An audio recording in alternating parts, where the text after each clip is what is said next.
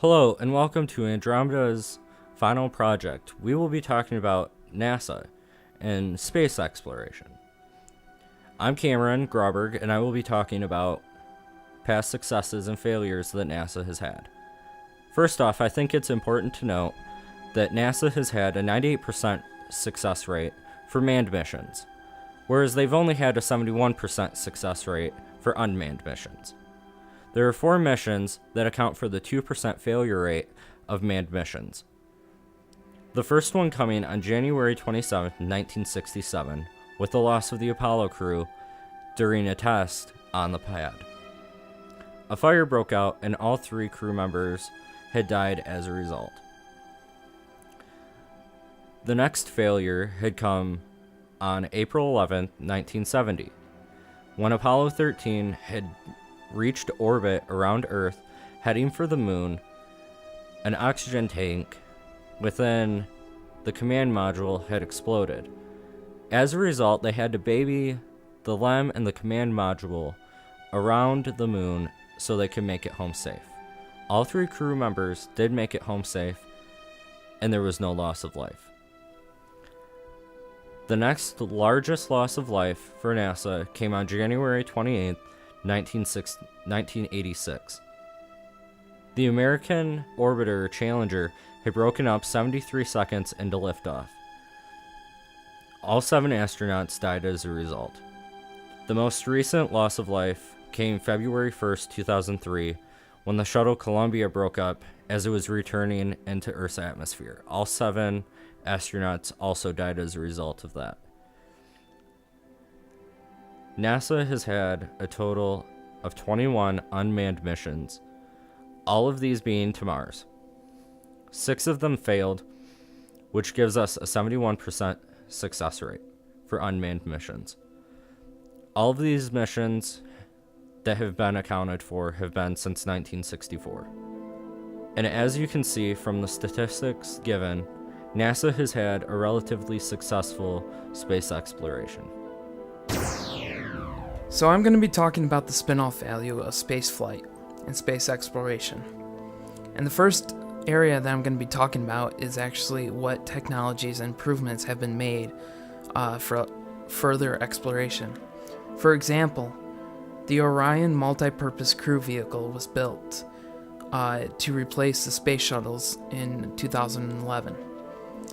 This is very similar to the Apollo's design, with the cone-shaped shuttle on top of cylinder rockets. However, there are differences. For example, the Orion will use solar panels instead of fuel for electricity, allowing for longer time in space exploration as well as helping the environment. There is also more room on the Orion.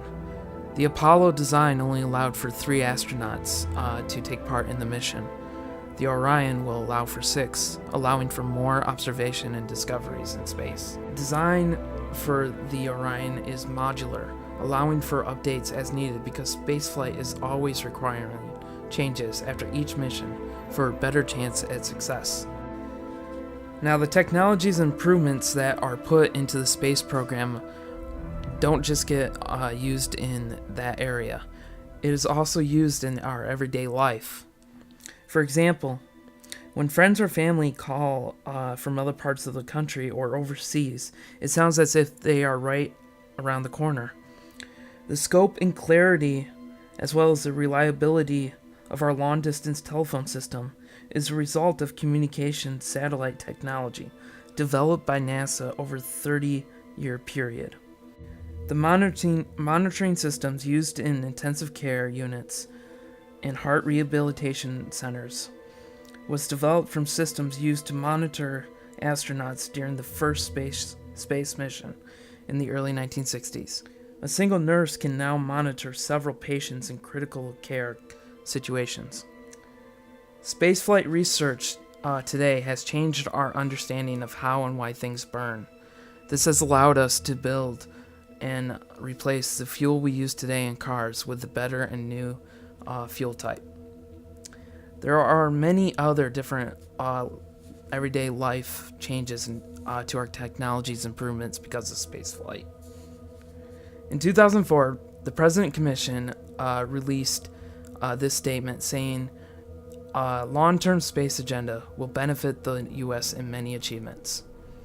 The Commission also stated that further space exploration will generate new jobs within current industries and will likely spawn entirely new markets that involve leading-edge manufacturing and flight support services. So as we've seen, there's lots of benefits both for astronauts as well as civilians in the technology created through the NASA program. But this really begs the question, how cost-effective is the NASA program, and should we be really investing in space? Well, clearly President Bush thought so. In 2004, he proposed something relatively known as the Constellation Program. This was largely a response to the 2003 Columbia tragedy, trying to give NASA some sort of point in direction, as well as giving it some more public exposure, that even after this terrible accident, that they were going to be continuing to pursue investments in space. President Bush offered a pay-as-you-go method that was not unlike how Congress would fund things like cancer research, paying only as they are fiscally able to each year. The other goals set out by this program would be to return to the moon no later than 2020, and to continue research in getting to Mars and beyond. Critics to this say that this program was not specific enough and that it was on an unsustainable trajectory, which is why in 2011, due to some major budget cuts under the Obama administration, this program was largely reversed and made some enormous changes to it. Among these being that the moon return was delayed into the 2030s, and about 10,000 people lost their job down at the Kennedy Space Center. Under the current budget, we are spending about $17 billion a year, at least that's what it was back in 2014, which makes up for about 0.4 of a cent to the dollar, being 0.4% of the total tax budget. To put this in perspective, if you held up a $1 bill representing all of the tax money and cut 0.4 of a cent off of it, you wouldn't even get into the ink of the dollar. Another way to think of this is that the $850 billion bailout, which happened a couple years ago, was greater than 50 years of running the NASA program. Another argument for investing money into the space program is that not only does it create more demand in current industries, but it can spawn entirely new ones. As one NASA labor leader said, every dollar spent on space is a dollar spent here on Earth. Since the space race of the Cold War, space travel has been an important part of politics. NASA Administrator Michael Griffin once said, "If the U.S. fails to lead in space, it is unimaginable to me that we will remain a leader on Earth." Having Americans in space has long been considered a national pride. The whole reason we went in space in the first place was because of our pride for our nation. This sense of pride is the main reason many Americans were upset about the end of the Constellation project. But if we're being honest, the program was way behind schedule and costing way more than originally planned. Some Americans saw it as a waste of an investment, about $9 billion. But most are still hopeful that this isn't the end of Americans in space. But it sounds as though this is the end of government-funded space travel, at least for a while. Manned space travel, compared to unmanned missions, has much greater benefits. Statistically, manned missions are much more successful than unmanned ones. Another great reason to continue manned missions is the vast differences between an AI program and the human mind. AI programs will not have the ability to match the capabilities of the human mind for a very long time. The observations the human mind is capable of, and our ability to find patterns in what we see and feel, is absolutely unmatchable by mere machine. Besides the data collection and the more successful missions, manned missions inspire many innovations that would be unnecessary if space travel were limited to unmanned missions only. As Neil deGrasse Tyson said it, "Nobody's dreaming about tomorrow anymore. The most powerful agency on the dreams of a nation is currently being underfunded. Without NASA, we stop reaching beyond our current existence and stop exploring God's universe."